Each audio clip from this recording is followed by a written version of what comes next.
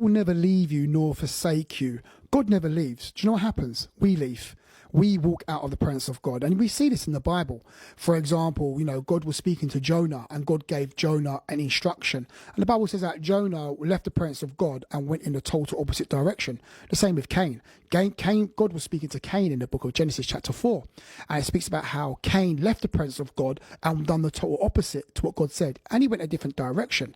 But what we understand is that God will never leave us nor forsake us, but we turn our back on him. We decide to go our own way. It speaks about that in the book of Isaiah 53. Everybody, I think it's 53.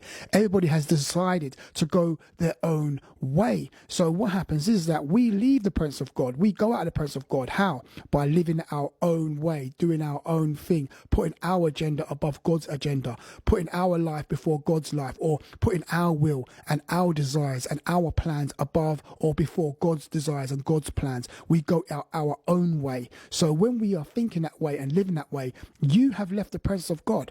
God's presence is still there, but we have left it. And what we need to do is get back into that presence, because in the presence of God, there is fullness of joy. Okay, there's freedom in his presence. There's revelation, wisdom, understanding, direction, clarity, deliverance in his presence. So we're fools to want to leave the presence of God. The presence of God is where we get our life from. We're connected to the blessing, connected to wisdom and insight. And that's how we need, and to win in this world, to win in life while we're here in the earth realm, you have to be connected or in the presence of God. The presence of God is very, very, very important. So today and every day going forward, get in the presence of God. Let's stop messing about.